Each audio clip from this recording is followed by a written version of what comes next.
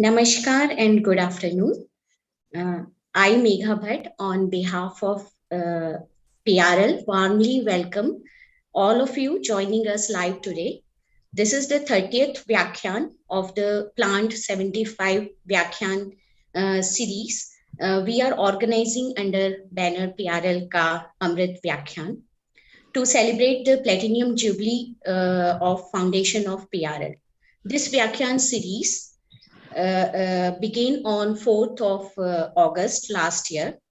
The Vyakhyans are being organized every Wednesday at 4 p.m. In this Vyakhyaan series, the talks are delivered by eminent speakers distinguished in their fields, starting from 9th of February, which is celebrated as International Day of Women and Girls in the Science till mid of March, which includes International Women Day. PRL Ka Amrit Vyakhyaan is hosting talks by distinguished women from diverse fields spanning from science and engineering to arts and sports to honor and recognize the outstanding contributions of women in their respective fields. Today, we are honored and privileged to have a very special guest with us, Dr. Mallika Sarabhai, a versatile personality, a world-renowned Indian dancer, classical dancer, actress and activist. We are indeed fortunate to have Dr. Mallika Sarabhai with us today. And it's equally important to mention that she is daughter of Dr. Vikram Sarabhai, founder of PRL, and her close association with PRL. On behalf of the Director PRL and Amrit Vyakhyaan Committee of PRL, I heartily welcome Dr. Mallika Sarabhai. We are indeed fortunate to have you here. Thanks for gracing our celebration PRL at 75. I now invite Director PRL, Dr. Anil Bharadwaj, to welcome Dr. Mallika Sarabhai in today's 30th Vyakhyaan distinguished speaker and introduce her to the audience. Over to you, sir. Thank you, Dr. Megha, and namaskar. Very good afternoon. Adabarze, Kem Cho. It's my privilege and honor to introduce the distinguished Vyakhyaan Karta of today, Dr. Mallika Sarabhai, who is one of the India's leading choreographer and dancer for over 4 decades. She is not just the choreographer and dancer, she is a publisher, actor, writer, strategist, performer, and a great communicator. In constant demand as a soloist and with her own dance company, Darpana, she has been creating and performing both classical and contemporary works. She has also produced over 3,000 hours of television work talking about issues of environment, women, communal harmony, and violence, using the most popular genres or genres of TV. Born in Ahmedabad, she did her MBA from IIM and then PhD in organizational behavior and has been the director of Darpana Academy of Performing Arts for more than 40 years.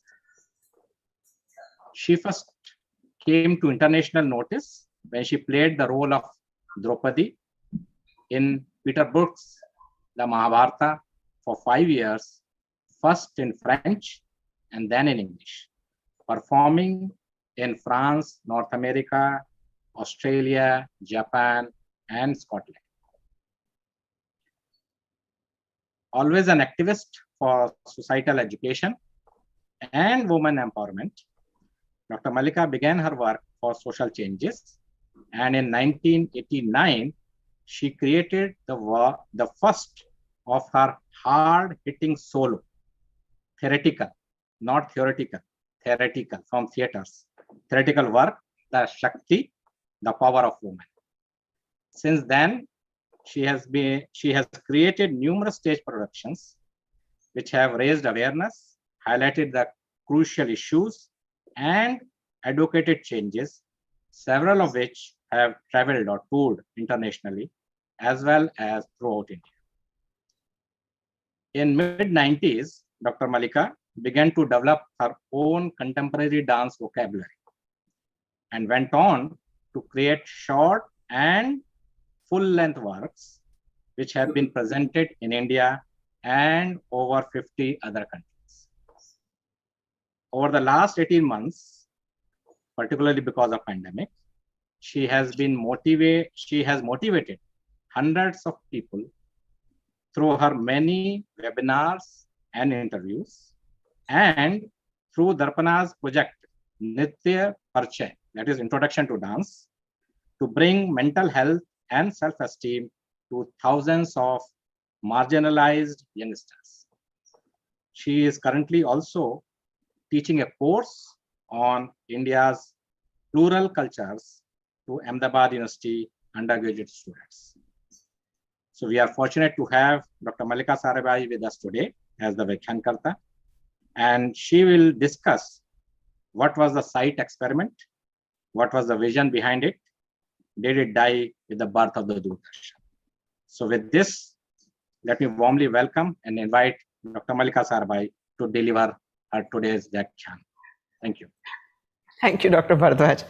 I have to make a confession. When I first sent in my topic, I got this very worried phone call from Dr. Bharadwaj saying, we want you to talk about dance because we want a diversity of speakers. And I said, but I want to talk about something else. And he said, yes, but you must bring in dance. And I said, everything I do is in some senses an amalgam of my father's genes and my mother's genes. So don't worry about it. I promise you I'll speak. So Dr. Bharadwaj, I hope at the end of this session, your fears will be allayed. The year is 1967. Dr. M.S. Swaminathan and Papa are driving back to Delhi from surrounding villages where Dr. Swaminathan's Green Revolution is revolutionizing farmers. And Papa is very excited and says, we must take this to farmers across the country immediately. And both of them said, let's see if Indu is free. So they drive to the Prime Minister's house. The Prime Minister happens to be in and sees them. And Papa very excitedly says that this Krishi Darshan experiment that is happening in a few villages around Delhi has to be immediately transformed into television and beamed to as many places as we can, because this was revolutionize agriculture. Mrs. Gandhi calls up the then agricultural minister and says, Krishi Darshan has to immediately start. And Krishi Darshan started and is still on, although with a huge lack of imagination today, but it revolutionized the way farming was done in those days. But Papa's dream of using television for accelerating the pace of development in this country started earlier, in about 64, 65, is when he first started talking about the necessity of television in this country, not as a means of entertainment only, though he always said, of course, people need entertainment, but what we need is for the nation's developmental goals to reach quickly to the last village, to the last possible person, to the most marginalized person, where there may not be electricity, there may not be water, there may not be power, there might not be schools, but television is a medium that is more powerful than radio. It's a visual medium. India is a country that has lived by visual mediums, be it painting or be it dance or be it the temple sculptures, these are all visual mediums. And by having community sets set up rather than individuals owning television sets, which would be completely unaffordable, let us work towards a plan where we can take television to people immediately.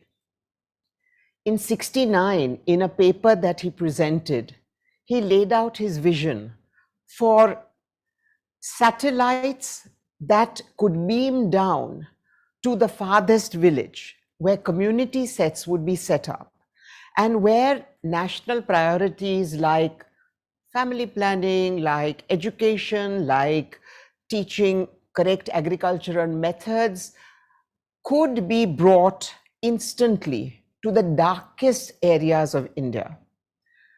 All India Radio had mooted a plan which had a very small place for television in its view and had asked for money only to start television in the metro cities and then after 5 years into what were then and today considered the next tier, the B tier of cities. And Papa felt very strongly that this was a completely wrong strategy, that we had to find the money, and the money then was only 160 crores, to be able to put community television sets in every village within 5 years. Papa died in 71.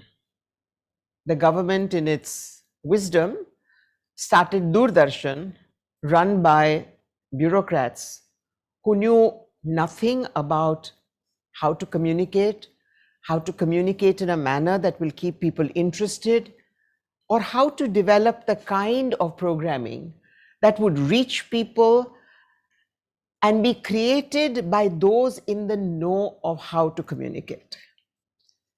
I grew up on these stories.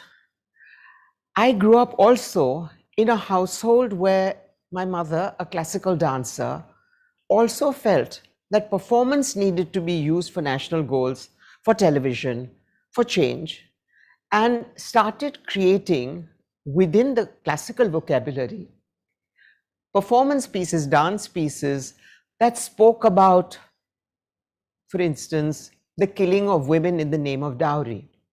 This was as early as 1963 and paralleled Papa's own thinking about television. As I was growing up, I was watching Doordarshan because we only had Doordarshan and found it tedious and repetitive and not something that I really wanted to watch. But as I went through learning dance, going into films, then taking to dance professionally, learning puppetry, learning theater, and still some had the niggling feeling that television could multiply our efforts a millionfold, because by then television had become popular. My earliest forays were trying to convince the Ahmedabad Municipal Corporation to let me make tiny television slots to talk about cleanliness and hygiene and the wastage of water. And this was like in the early 80s. In the early 90s, after the PEJ experiment, after SITE had been done successfully, PEJ had been done very successfully, the Development Educational Communication Unit of ISRO, DECU, decided to do a pilot project in Jhabua in Madhya Pradesh. And I immediately jumped into it. And from Darpana, we started making programming specifically aimed at the development issues in Jhabua, but using what we knew best, which is performance, singing, dancing, entertaining. Because we strongly felt from all the work that had been done in Darpana, both in dance and theater, but also in puppetry, that these were languages that could take ideas of development which were otherwise very unpalatable and difficult to convince villagers to change ways that they had followed for dozens of years, centuries perhaps, that what was seen as entertainment could become edutainment. One of the landmark pieces, I think, that we created then, which to me remains a decisive stepping area in our direction of work, is that we went into Jhabua, asked for volunteers who would like to be involved in learning theater, learning how to work with theater, and were interested in development. And we created a 20-day program of teaching the Adivasis from Jhabua how to work with theater and television. And there was one particular young woman called Kasu, who was quick on the uptake, was concerned about the village's development issues, was concerned about gender, was concerned about inequality. And at the end of the 20 days, we decided to make her our heroine and developed a series called Kasu's Diaries, about one educated girl in the village who brings to the fore the actual genuine concerns of the village and finds way to find solutions. From this, I got really excited because the feedback from Jhabua, from ISRO and DECU's teams was extremely positive, and I was convinced that this had to be done. Fast forward another 20 years, another 10 years. In the year 2000, a man, an IAS officer, an ex-IAS officer called Ratikant Basu, who had been the head of Doordarshan and had pulled Doordarshan out of the very, very depressing programming that it was done, and then went on to make Star TV what it was, decided that he wanted to revisit one of his dreams. He was a collector in Pij, where the Pij experiment was done, and saw the impact that community television had on people and on development. And he decided that he wanted to launch a bouquet of channels in 4 languages, Gujarati included, that made television into activist television. And he approached me. I had worked with him both in Doordarshan and in Star, and had seen that his ideas and his dreams were akin to those that Papa had wanted taken forward and that I was very much interested in. And he asked me to be the CEO of what became known as Tara Gujarati. I jumped into my activist mode and pulled out all the genres of television that you could possibly think of. And within 3 months, the TRPs, which are the measure of the popularity and the reach of a particular channel, the TRPs for Tara became the highest of any Gujarati channel. And it became the voice of the people. We brought, in those 2 years when Tara ran, we brought more than 2.5 lakh ordinary people. And when I say ordinary people, people on the street, people in the villages, people who were never asked their opinion, people who were never asked to tell us what they think, people for whom decisions were always taken by bureaucrats or corporates or politicians. We gave a voice to those people. And we had programs that took politicians to task.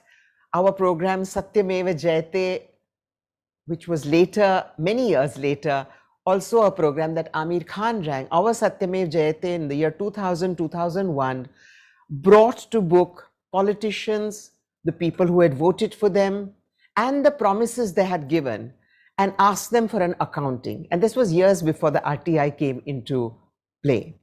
We also had a program called Kaun Ketla Panima. This was a program for municipal elections where we had all the contenders for a particular ward come to our studio and we asked them the same question. All 4 of them had to respond to the same question. All 4 of them had been given a particular time slot. And so for the first time, the voter was able to hear the person who was going to be standing for them and to hear what their views was about how their problems were going to be solved. And several of the parties blamed this program for their having lost the election and taking away the sheen of these star campaigners so that the voter never gets to see who they're voting for and what that person believes about their vote. So this was a very exciting thing, which unfortunately burst when the whole .com thing burst in 2002, and the whole model on which Tara was based fell apart. But by that time, I was like the tiger who had tasted blood, and this is really what I wanted to do. And I started looking for funding for somebody to believe in this dream that television could be transformative.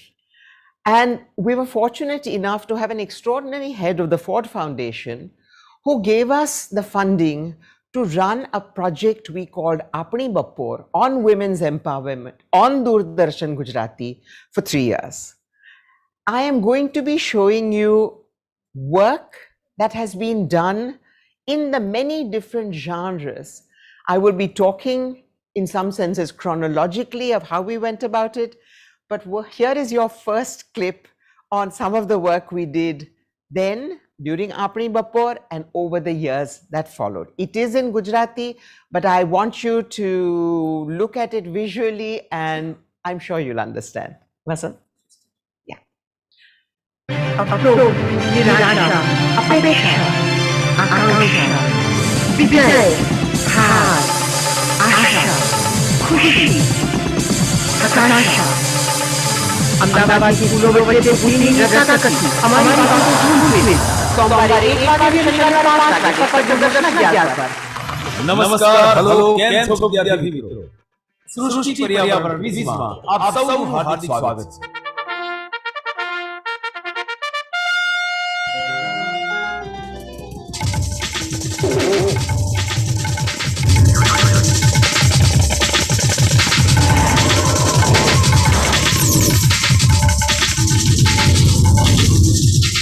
નમસ્કાર સૃષ્ટિના ખૂબ આતુરતાથી રાહ જોવાયેલા સેમીફાઇનલ્સમાં આપણે આવી ગયા છીએ।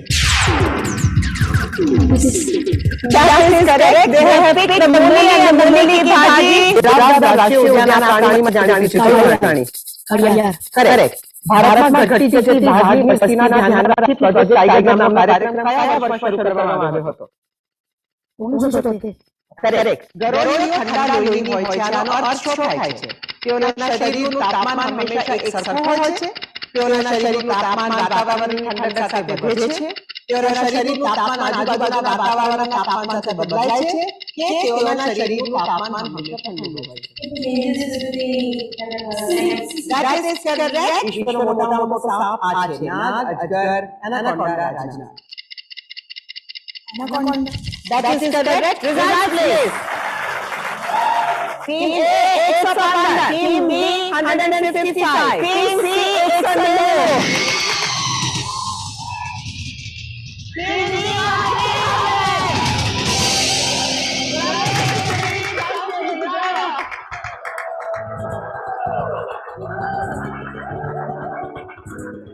Which kinds of insects are used to create organic fertilizer? Earthworm. That is correct. It is the red earthworm.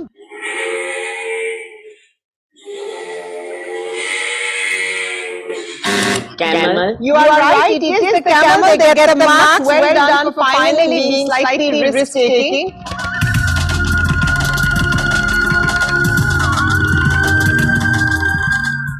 What is this? Angel Falls. That is correct. It is Angel Falls. You get 50 marks. Which animal can move its eyes in two directions at the same time? Pass. Which was the first atomic power station that was established in India? Sarabhai. Correct. બંને winners ને 10,000 રૂપિયાના check મળે છે।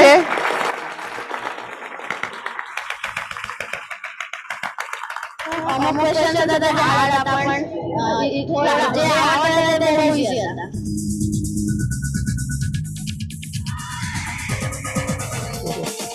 Sundarban correct.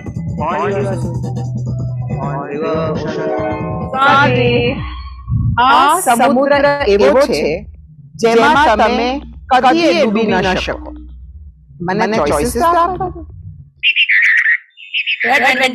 That is correct. It is the bulbul.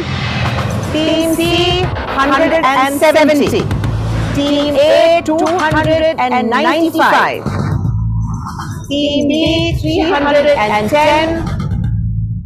Team D becomes the winner with 345. Congratulations all four of you have got brilliant. Well done. Now, the big moment has arrived. Congratulations, well done. વિદ્યાર્થી મિત્રો quiz માટે કમર કસીને તૈયાર છો ને? યાદ રહે। અને હા આજના વિજેતાઓ બનશે રિજનલ ચેમ્પિયન। તો તૈયાર છો ને મિત્રો? Ready get set, go.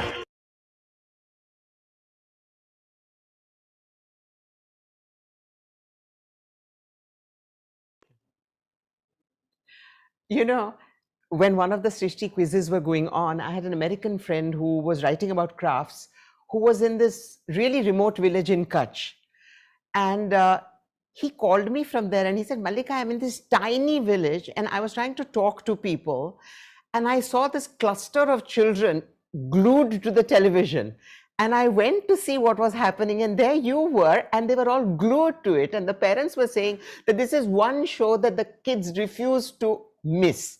So it was very, very encouraging because, you know, children have such a raw time in our country, in schools and in education and in exams. And here we were trying to create healthy competition that they could have fun with, that they didn't have pressure with, and that they couldn't go to any tuition class to learn or couldn't go to a syllabus to learn. They had to have a general knowledge, and it was great fun. Another genre that we approached was in a project with the Ministry of Human Resource Development. In 2001, they announced that they wanted to create projects for adult literacy. And we went to them with the idea saying, we want to produce things with adult literacy and adult education, but we are going to produce music videos. And they couldn't figure this out at all. How can you do a music video on how you use a bank, or how you go to the mandi, or how do you create a music video about communal harmony or prejudice? So, you know, we had been working in villages and with NGOs for many, many, many years. So our roots really came not as producers, but as people right there. So wanting more artists to get involved in development issues and not shying away from them, you know, this is not what we do. We went to some of the most important contemporary poets and asked them to write the lyrics on, for instance, issues of the environment, one on water, one on reforestation, one on wind pollution, and so on. And they had to be nursed, they had to be nurtured. It was like an incubation. We then went to the 5 most successful music composers and said, this is what you're going to compose, and let's have fun. Forget about the fact that we are talking about women's empowerment or anything. So the next thing I want to really show you is just a small jhalak of the work we did in the environment and in women's issues and in things like that. So here goes.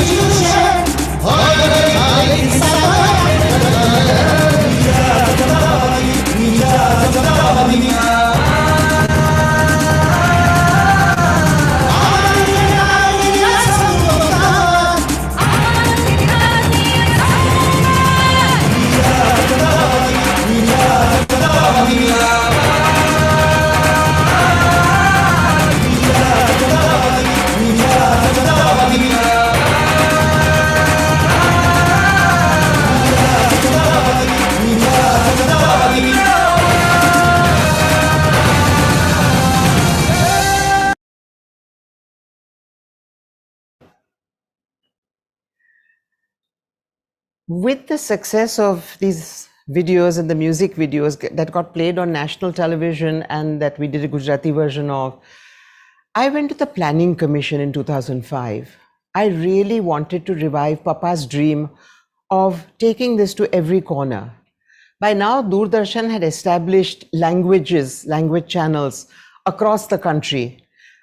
The other television channels had come in the 90s, but the fact remained that Doordarshan was falling in popularity. And I went back to Planning Commission and said, let us do a project for Doordarshan. Let us do it in Gujarati, experiment with it, take constant feedback by working with NGOs on the ground like we had done for the Ford Foundation project. And we will make it at 1/5 the commercial cost, but give us 4 or 5 hours give us the money to put programming for 4 or 5 hours on Doordarshan for 1 year. And we will prove to you that it's successful. And then all the other language channels can basically take the programming and tweak it to local circumstances or put in local jokes or local songs or whatever. And we were given this. It was called Sat. And there were political issues going on at that time. And we were asked to clear our programming with the state government before putting it on Doordarshan, which we did, and not a single program was rejected because we were talking development. We were not talking politics. We were really talking of trying to create, for instance, a platform where groups that are seen as adversaries can come together to talk, to be able to start a negotiation, not with gunpoint, but with conversations. And we ran Sat for 1 month, hugely successfully. And then politics came in the way and we were shut down. But I would like to share with you some of these programs and the conversations that came about and the results that came about because of these conversations. And I would especially like you to understand that this programming is coming from people who are used to audiences, who are used to both live audiences and television audiences, and therefore were not pedantic, they were not boring. The idea that we have always tried to espouse is that anything can be made fun and exciting. So here goes.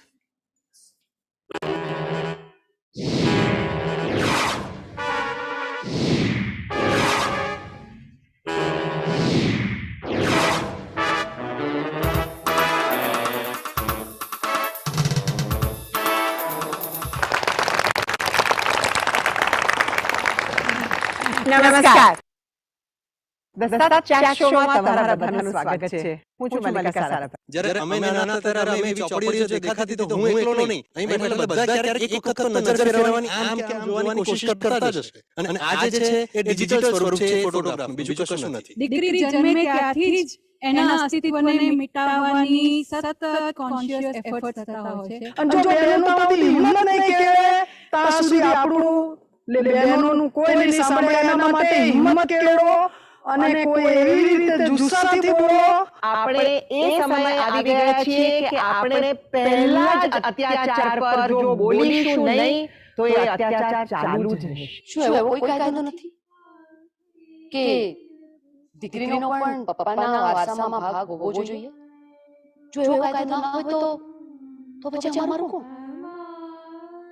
નમસ્કાર, તમે જોઈ રહ્યા છો અમારું કોણ chat show.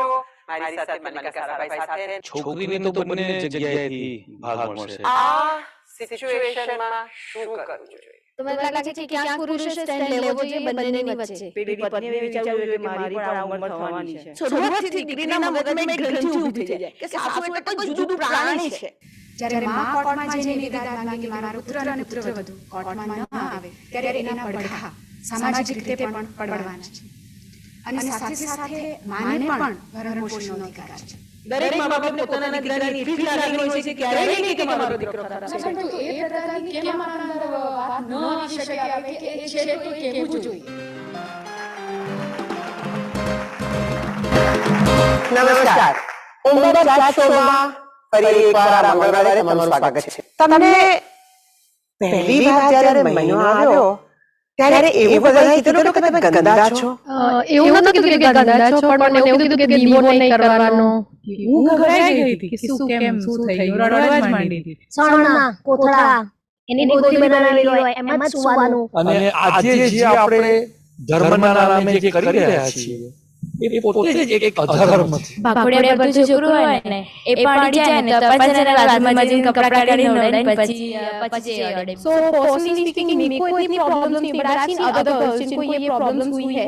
એ માદી હોય, છોકરા હોતી હોય, કામ કરે છે ત્યારે કેમ 4 દિવસ એને જુદા નથી મૂકતા? એના અકળામણ થતી હતી. અચ્છા, એટલે પછી એને કંઈ કીધું નહીં. બોલતો ના શકે. અનુભવ્યું નથી. તમારી સાથે કોઈ નથી આકર્ષાયું?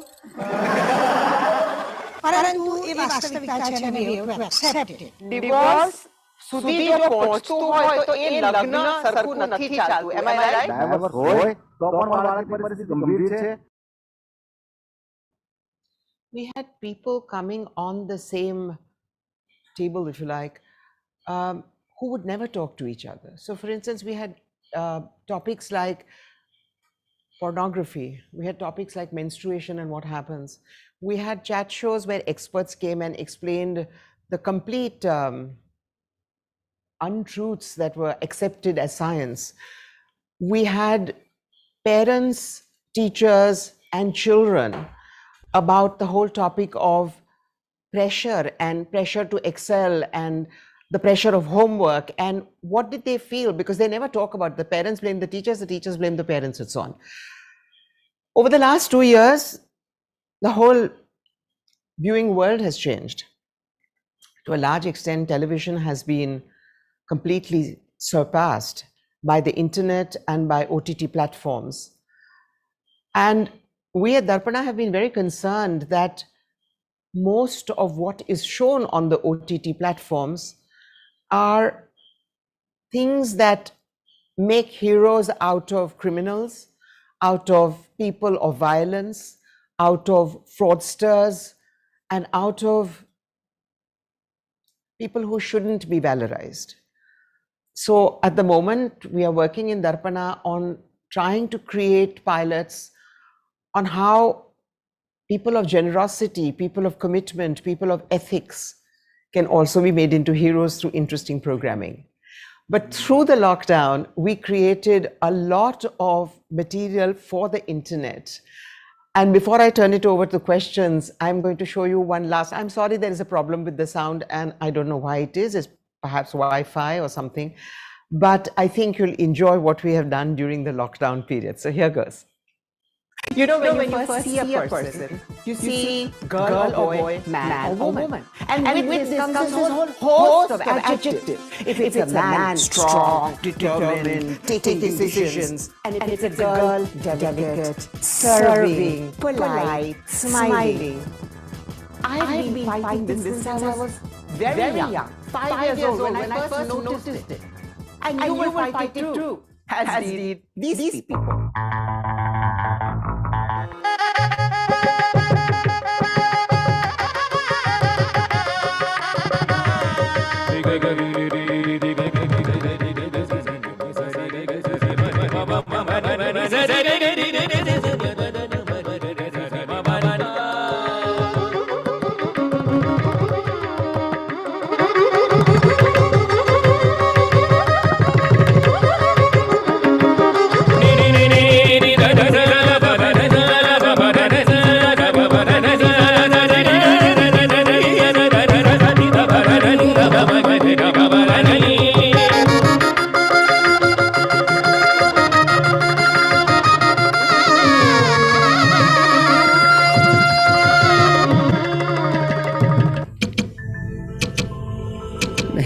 जज साहब, समझदार बेटी कुछ दिन पहले आपके दरबार में आई थी। उसने ये नहीं कहा कि मेरे ऊपर मुकदमा न चलाओ। उसने ये नहीं कहा कि मुझे दोष मुक्त कर दो। उसके वकील ने विनती की थी कि उसे दो पल।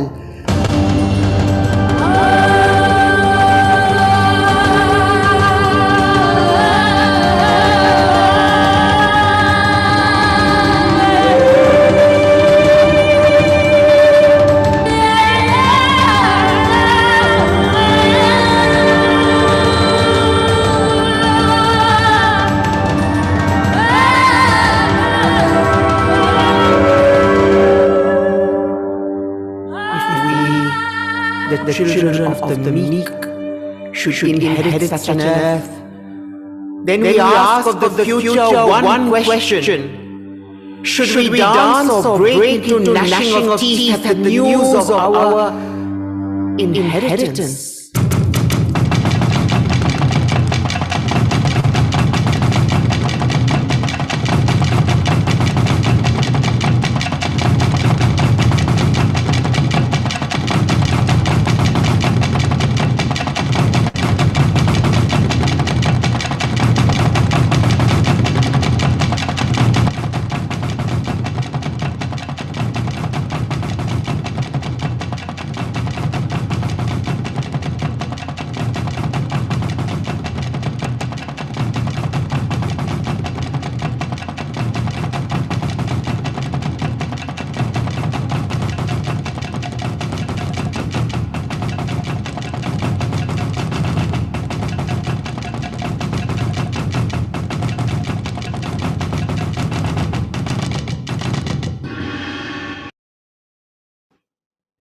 Dance Unlocked was great fun because it was really in the first lockdown and all my fellow sister and brother artists were getting really frustrated.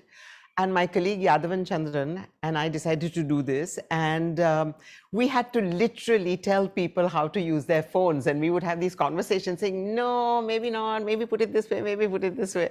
And it was such a relief for all these dancers to be able to dance and put it out there. Papa's dream is alive. We are trying to take it forward.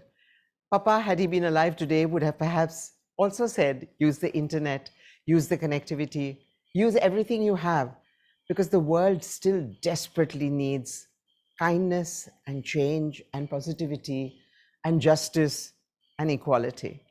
We shall continue our work. We love it and we feel it's needed.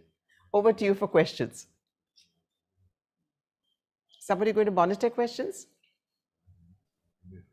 Yes, definitely. Thank you, Mallika, for a very exciting talk. And it was really a journey. We are all looking as if we are watching a movie, actually. And your journey is starting from your childhood to different genres of your work, largely from TV shows, which you depicted a part of them and things like that. And my colleagues are here to take you through question answer sessions. Sure. Nishtha? Nishtha, are you there? Nishtha, you are muted. Thank you, Dr. Mallika, for such an informative and lucid talk. And it was indeed a delight to hear you. The talk has also become very relevant in backdrop of streaming of the Rocket Boys, which is going on currently, and which has endeared Dr. Vikram Sarabhai to all of us, which already he was dear, but it has made him more dear to us. Now I invite all the members of the Zoom audience to interact and ask questions by raising their hand. Over to you, all the audience. If any questions you would like to ask Dr. Mallika. Otherwise, I'll have to ask the questions and answer them.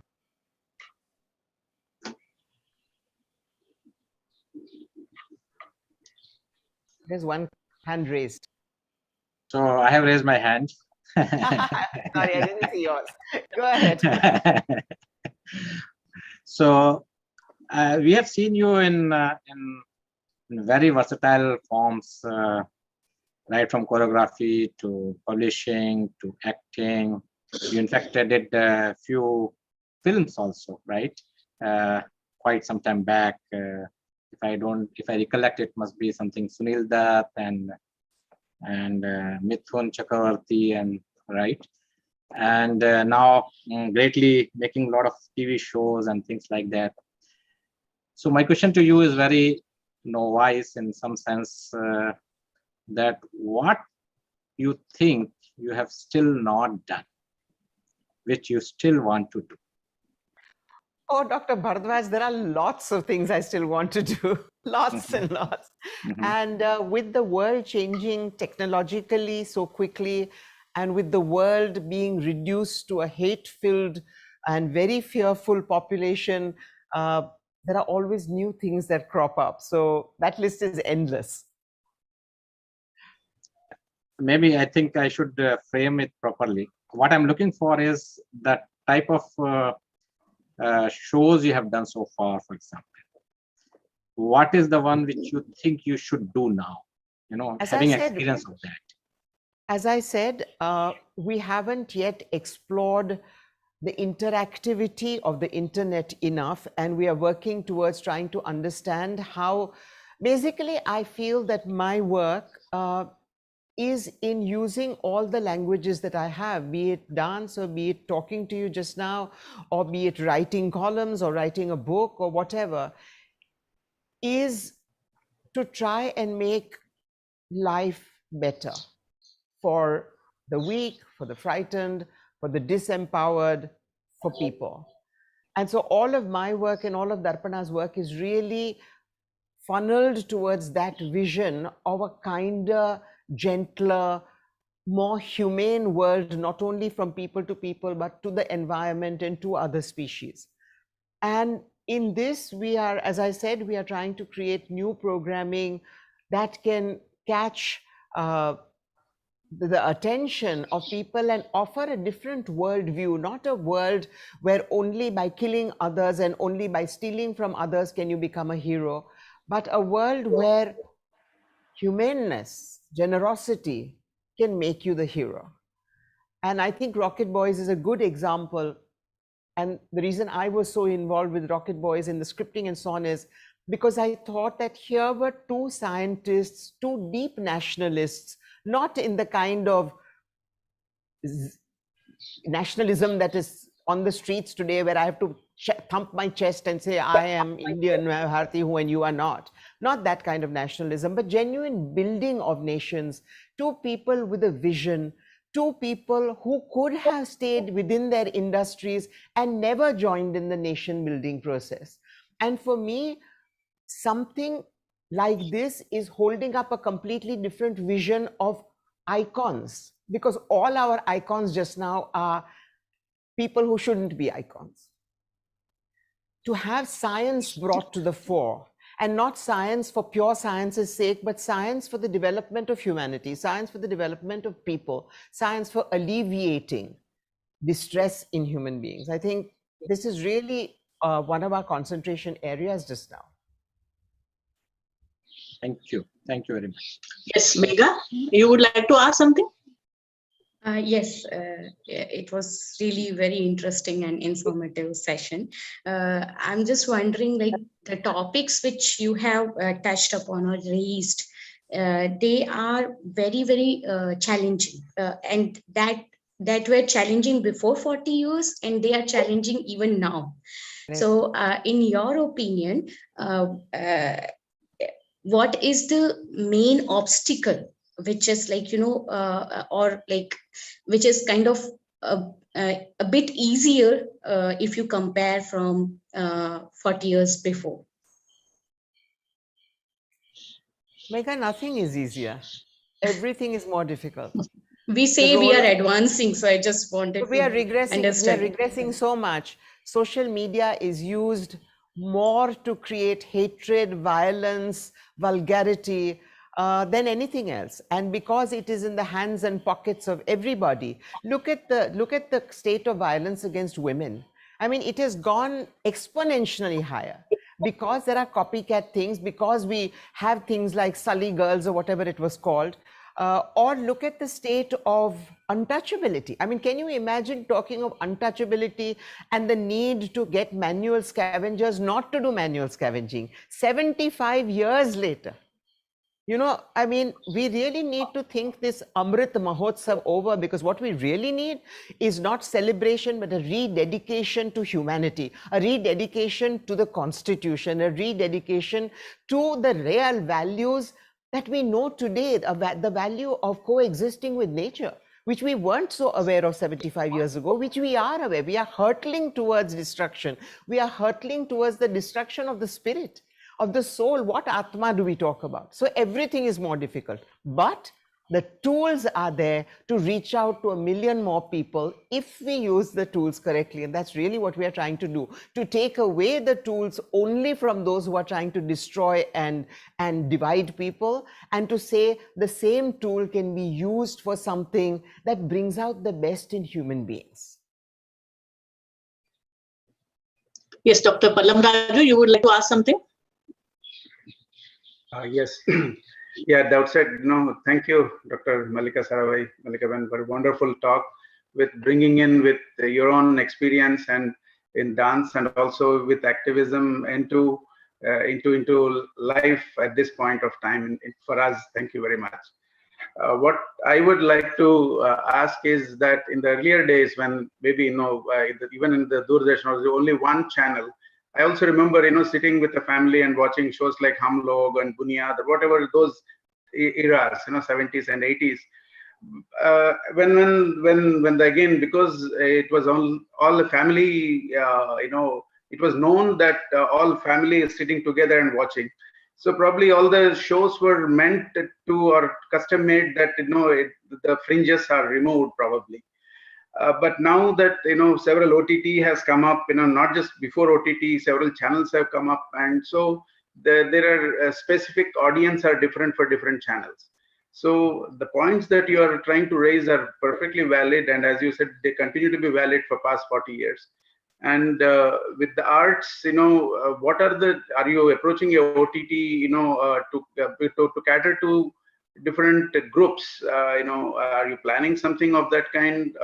Because bringing people at one location is very difficult nowadays. So what do you think and what's your plan? That is true, but the OTT platforms have shown us that we are no longer worried about watching something that was made in Korea in the Korean language, or we are not worried about watching something that is Tamil, and I as somebody whose Tamil is not particularly good, or people who have no Tamil at all, are still watching it. So in some senses, yes, it's a niche, but in some senses, it is much more broad-based. And Rocket Boys, again, is an example of how millions of people of every age are suddenly aware of these two amazing people. Papa, of course, has chapters in textbooks in 5th and 6th and 7th grade, but many fewer people knew of Homi. And they're seeing a side of both Papa and Homi, which is beyond nuclear and atomic energy and space. They are seeing these people in a completely different light, and that show has audiences ranging from 6-year-olds to 90-year-olds, and different things appeal to different ages. And I am sure that many more children will think of becoming scientists, excited by this. So I think as people who are in the field of communication for so many years, as somebody who still interacts with both live and television audiences, live and internet audiences, I think where we score is we are communicators with commitment. There are lots of communicators and there are lots of people with commitment, but the two have to cross over to take this forward in the most effective manner. And that's what we think our role is and our goal is. Yes, thank you very much, and all the best for your goal. We really appreciate it. Thank you. Dr. Deshpande, you would like to ask? Yeah. Thank you, Nishaben. Mallika, thank you very much for this wonderful, what I would not call it just presentation. You said so many things.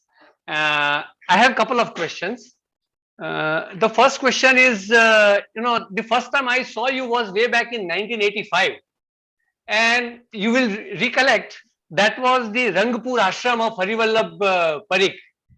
And I had seen you dancing, and I don't know whether you were learning or teaching to tribals. There were tribal women and you were doing, and there was no lighting, and I was present in that ashram on that day. Because I am a geologist and we were camping in Chota Udaipur and Naswadi district. So the first question is that, I was amazed that the way you were mingling with them, and perhaps I vividly remember you were teaching them some steps or you were picking up some steps, but you were doing something what they were doing.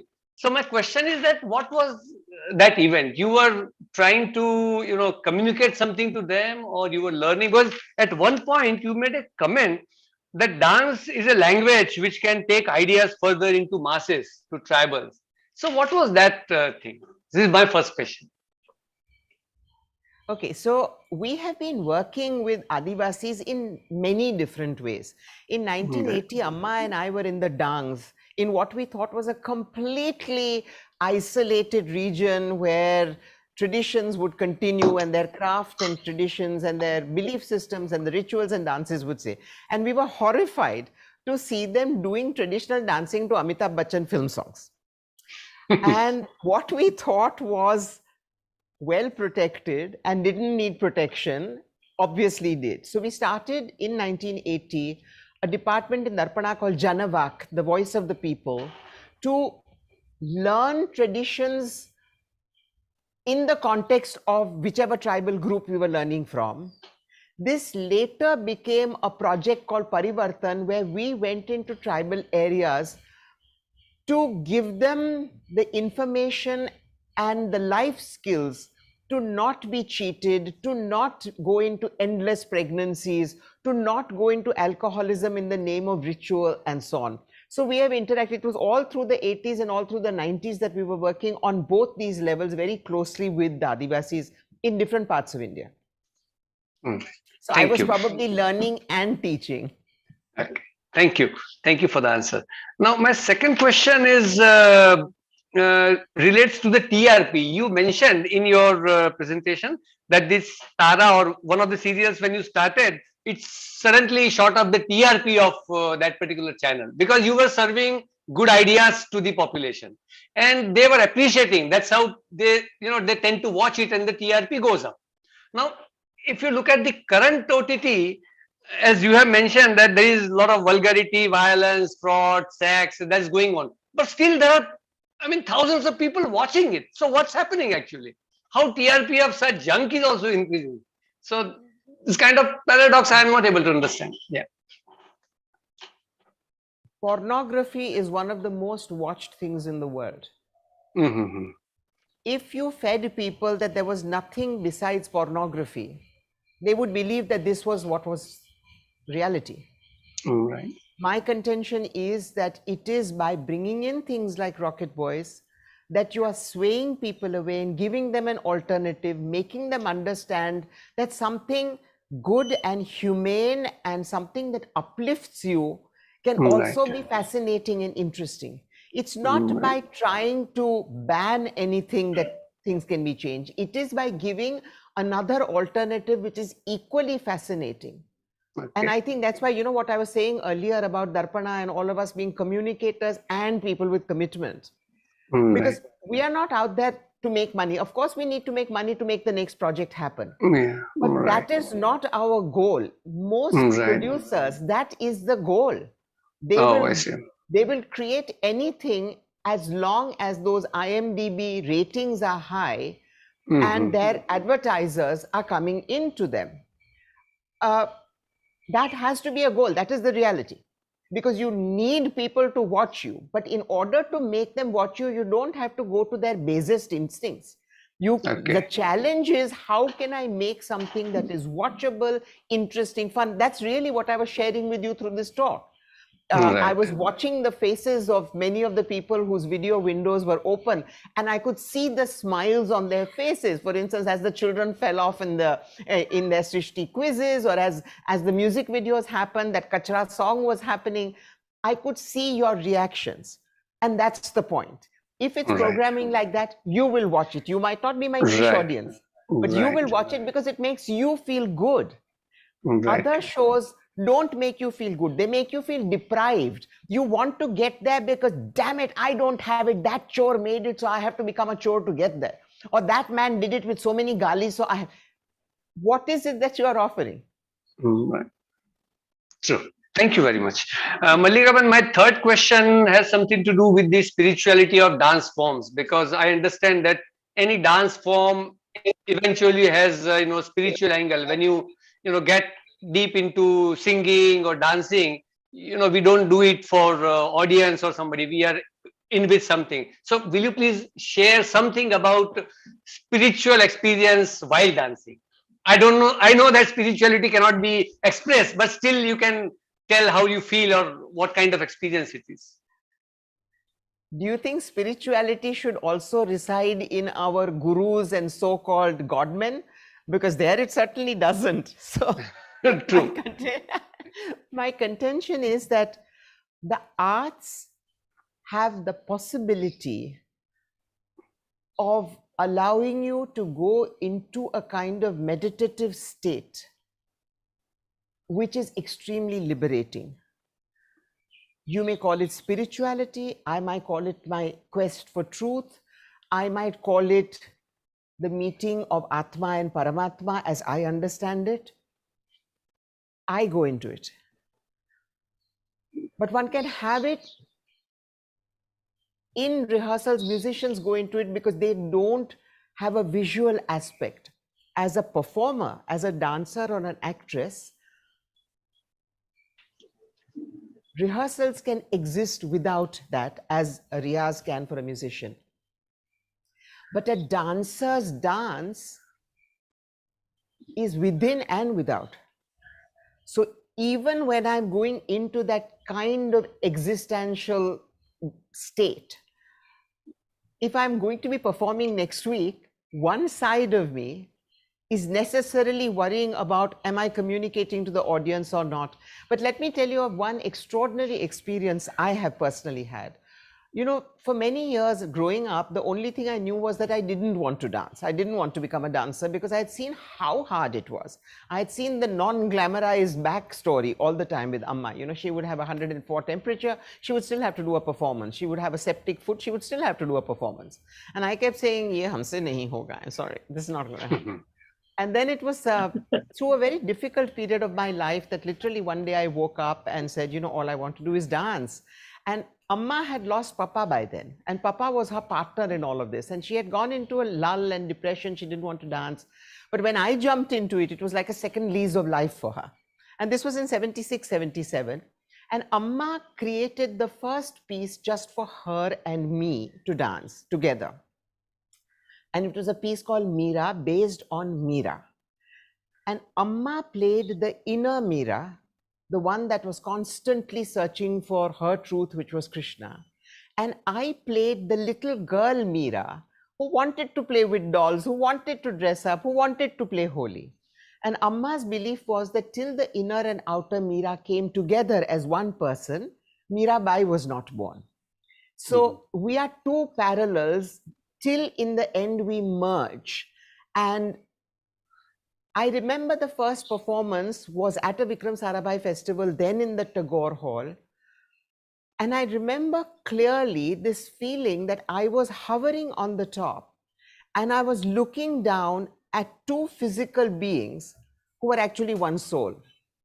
And that is an experience that has stayed with me for all these years. That's great. And I think that is the closest to the question you are asking. Right, right. But right. I can also tell you that if I'm angry, if I'm upset with the world, if I'm depressed, I dance. And that transforms me into something else. That practice, and now we know scientifically that the practice of physical thing, especially dance more than sports, releases chemicals that are dopamine and oxytocin and so on, that do make you feel good. So it's not just imagining it, but there is a physical aspect of it that has now been proved by brain research. So yes, but it's not necessarily that every dancer does that, or that every dancer or every musician reaches that. It is a tapascharya. Right. And if you are looking again at the box office and how much grant money will I get for this project and so on, then it becomes something else. Then you're using dance as somebody else would use, I don't know, IT, or somebody else would use a product. All right. Great. Thank you so much. Nishtaben, can I ask one question, one last question? Because I think that question everyone will would have that question. No. I'll come back again to you. Dr. Okay, Navinder, okay. you can ask the question. Yes, Dr. Navinder. Hello. Yeah. Thank you, Mallika ji, for this wonderful interactive session. And So yeah, my question is related to the freedom of social media from biased corporates and politicians. This is the question which already has been asked actually. For example, the G News and then the NDTV, and we watch these and we see the huge difference. One channel is biased in one direction, other channel is biased in some other direction. Godi Media. Godi Media, paid media. Yeah, that is the name. So there is something called PTC Punjabi. There is a channel in Punjab that has been completely purchased by a political party, and they just sell their things. And then, but the poor villagers, they watch that, and then they are brainwashed by those channels. So, so the question is, how do we counter it? Yes. How do we counter it? How we counter it? Unfortunately, the reality is that hatred brings people together more than love does. Yes. Because by the very definition of love, my experience is different from yours. But in hatred and revenge and dirt and putting somebody down, people gather together much easier. This is a challenge for all of us. We need to work at multiple levels, and there is never a day off. We need to counter all the time. In many of the political positions I have taken over the last 20 years, I get a lot of hate mail. And hate mail with public women is always about piercing our body and I will rape you and you are a cunt and all this sort of language. And I decided 10 years ago, 12 years ago, that I would respond to each hate mail personally. So I would respond and say, I have received your mail, I have read it. Do you think that I should have read it? Do you think that my giving you the option of saying what you want gives me the option of saying what I want? If I give this to you, surely you must give me the same respect. And 50% of the hate mail turned into positive mail. अरे आपने जवाब दिया, हमें तो लगा आप ऐसी औरत हो कि जवाब ही नहीं दोगी, आपने इतना वक्त लिया, हाँ हम समझते हैं आपको भी वही राइट होना चाहिए, हमें इतनी गंदी भाषा नहीं इस्तेमाल करनी चाहिए. Now it's a 24/7 thing. And if you feel strongly about your country as I do, if you feel strongly about where we are today and as frightened and as dismayed as I do, each of us has the capacity of turning the attitude of at least 2 people a day by just taking the time from our very, very busy schedule, whatever that schedule is. Because the greatest danger today is not that science will not go forward, but that science is being subalterned into gobbledygook. Correct. That science will become, science will become mythology. Yes, agree. So I ask all of you who are sitting there, it is at our peril that we don't take the time to convert, convince, break down prejudice every day in everything we do, because we also practice it in the home. We have to first look at ourselves and say, where am I being bigoted? Am I treating another caste differently, even without actually consciously thinking of it? Am I treating my daughter and son the same way? Am I giving not tolerance, but acceptance to different points of view, different ways of behaving, different ways of dressing, different food habits, different cultural aspects? Do I feel threatened? Do I really feel I'm a victim? Or do I feel privileged with just the fact that I am an educated person who has the capacity to understand if I only open myself to understanding? And I think it is on each of us to be able to counter this at whatever level. Go onto the internet, go into the villages, send people into the villages, include them in your conversations. But each of us has to do it and do it constantly. Yeah. Okay. Thank you. Thank you, ma'am. Dr. Paramita, you want to ask? Yeah, yes. Thank you very much for such a nice and informative talk. First, and you mentioned that you started this Satyameva Jayate, that event. I started. So my question is, this Satyameva Jayate? Yes. So is this the concept the same as what we have seen later in Hindi? And another thing is that what motivated you to start it? Well, what motivated me is my life. The fact that I believe in a democracy, and none of our elected officials were giving answers to any of them. They were not. Sorry, what was that? Hello. Can you hear me? Yeah, we can hear you. Okay. Yeah. And I believed that television was a medium where we could get people together and pin down people into answering, where we could get different voices to come and be able to be on the same platform. That is why I started it. It was very similar, but Amir Khan had about 100 times the money that we did. So it was much jazzier.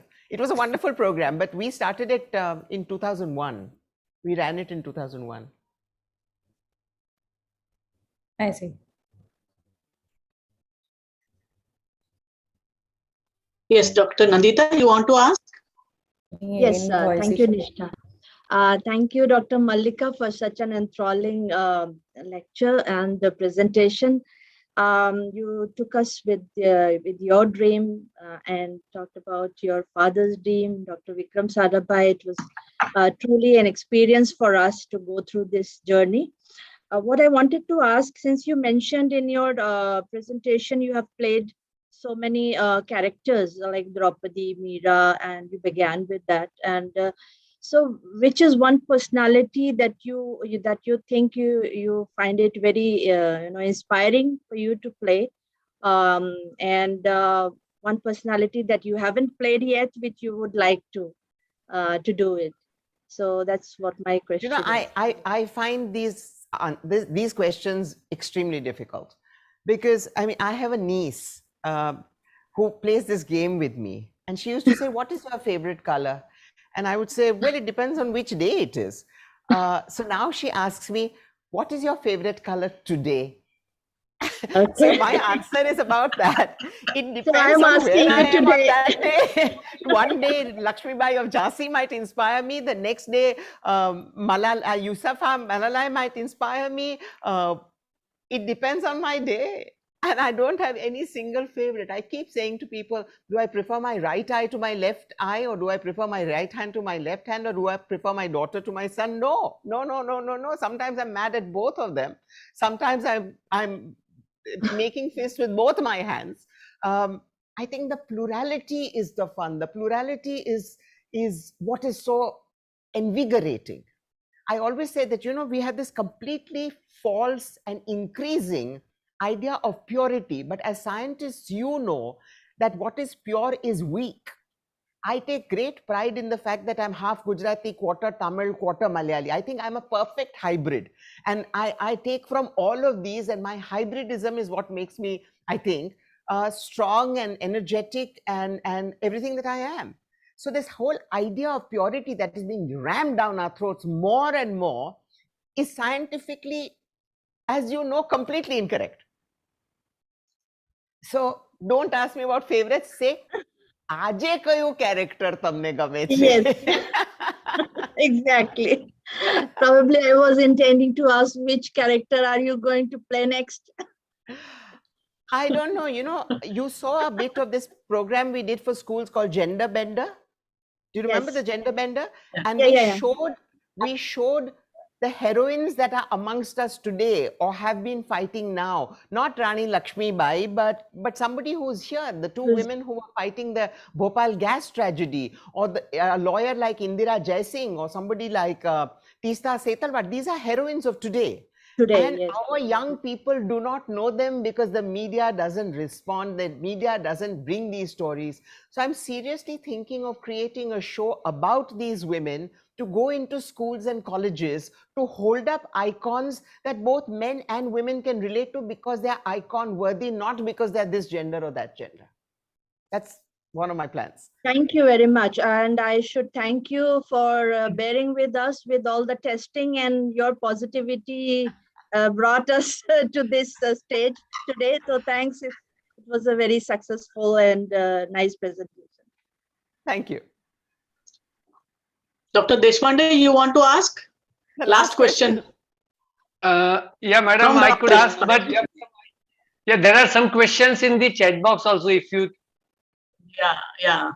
You want to read them out to me? So I'll take that. or you want to ask just now? Okay, I had a very simple question, Mallika Ben, which you can, if you wish to kindly respond. That we know many aspects of Vikram Sarabhai, but would you like to comment that how was Sarabhai as an appreciator of art forms, dance art form? And second thing, Vikram Bhai as a dad.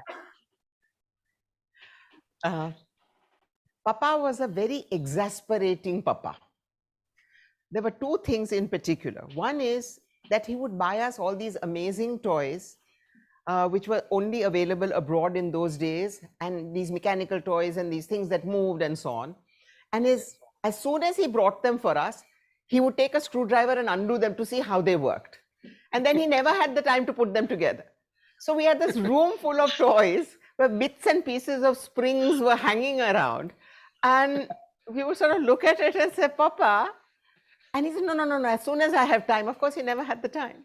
And the other thing was that whenever I would come, Papa was babysitting much more than in our early years, because Amma was touring all the time.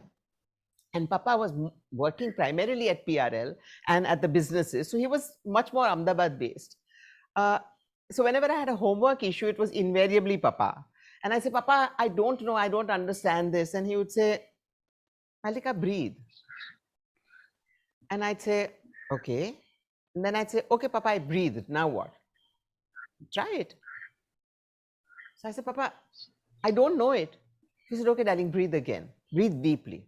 And this would go on like 6-7 rounds of breathing. And I would say, Papa, I still don't know it. And he'd say, Malli, if your teacher didn't think you were capable of it, she wouldn't have given it to you as a homework. So breathe more. So he used to drive me completely crazy by never, ever helping with homework, never, ever helping with classwork, because he thought you had to sit and think it through. About the arts, he loved the arts. I told you that I didn't want to become a dancer, but he would come to a school competition that I was in, or he would come to the inter-college competition that I was in, and he would say, Malli, you have to become a dancer. And then I would win some science prize, and he would say, Malli, you have to become a scientist. And then I would do something else, and he said, Malli, you have to become a musician.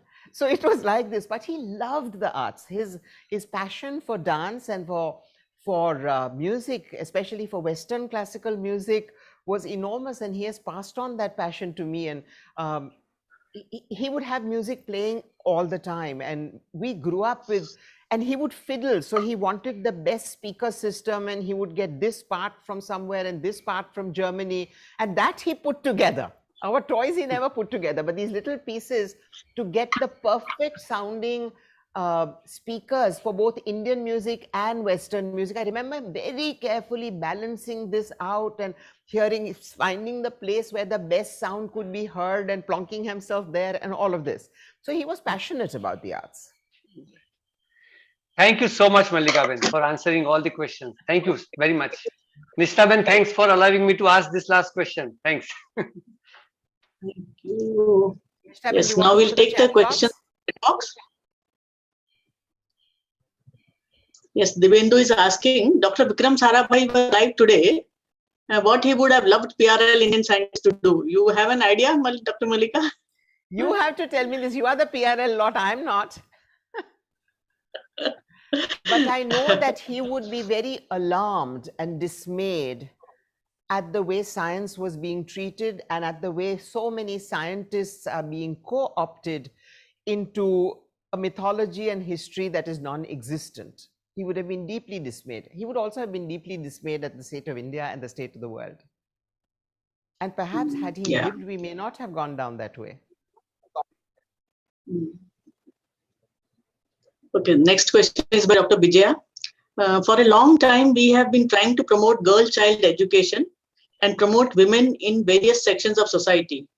How much we have been really successful in this? I think we have been successful, but it's very slow, and we can't afford it to be so slow, which is why I was talking about the show that I've just wanted to create. It is to be, but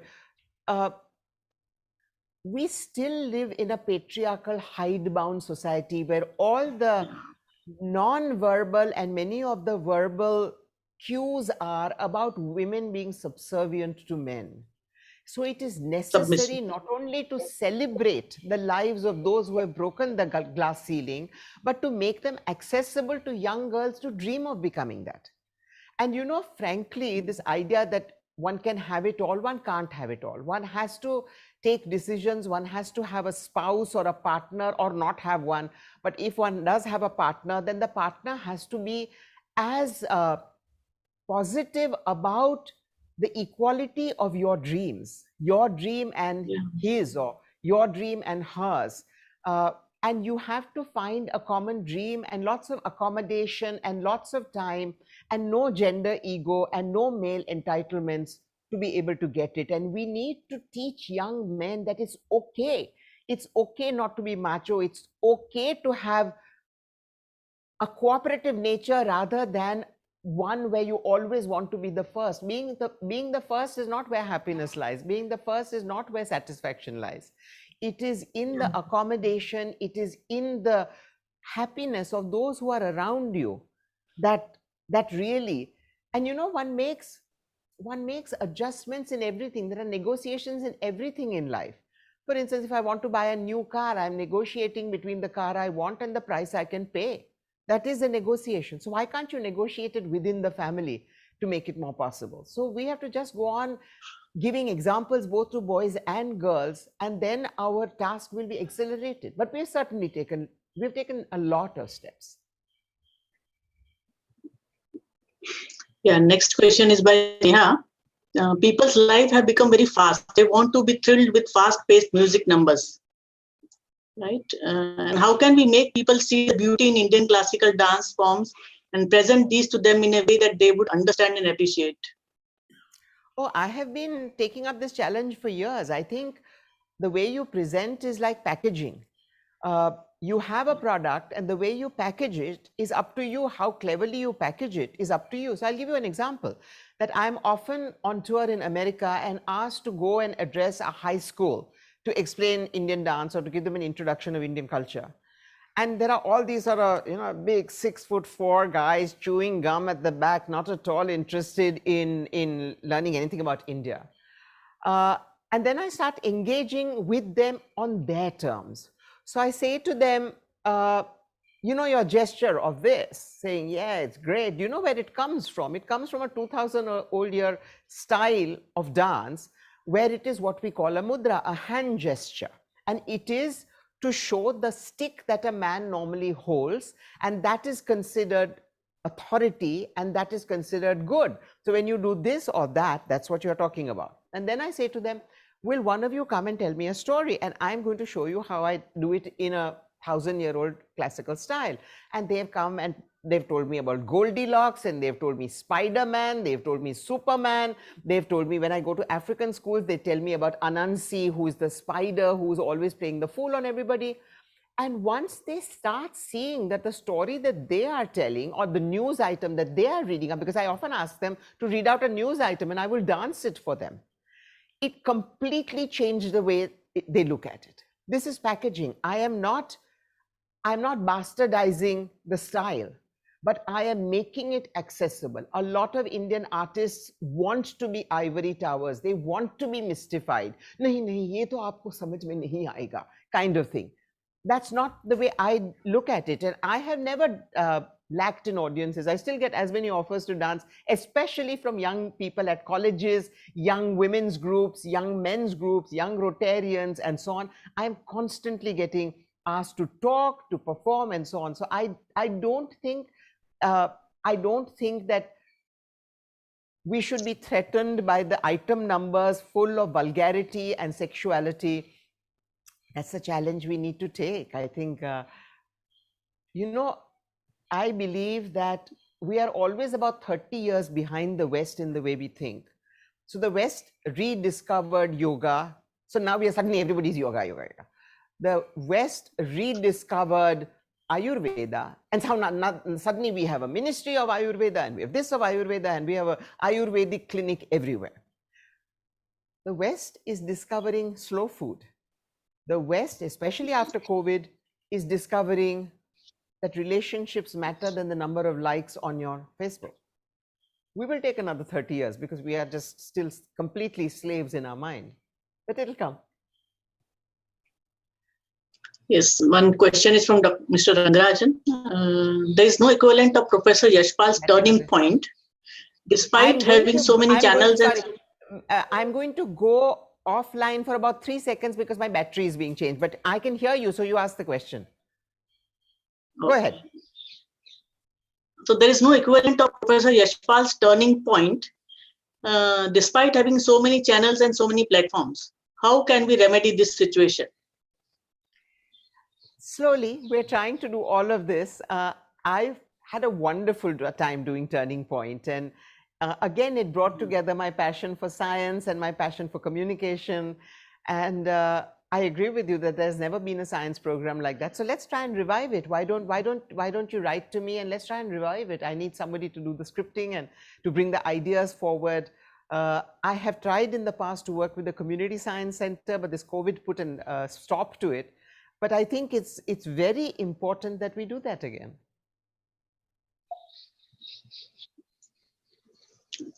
Yes, I think that's about it, the questions. Thank you so much, Dr. Mallika. Now over to Hiral to give vote of thanks. Yes, thank you, Nishtha ma'am. Hiral? Yes, ma'am. Yes, please start. Okay. Thank you, Nishtha ma'am, for leading this question and answer session.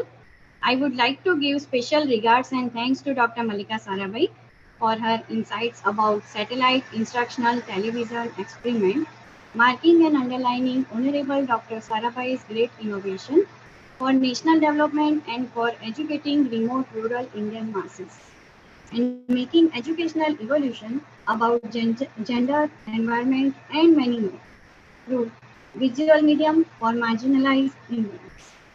We feel really honored to know the background of this development. It was really amazing. Now I would like to thank our director, Dr. Anil Bhardwaj, Dean Dr. D. Pallam Raju, and Amrut Vyakhyaan committee members of PRL for arranging another informative session. And last but not the least, everyone who have connected us through Zoom and YouTube. Thank you one and all. Have a good night, everyone. Thank you.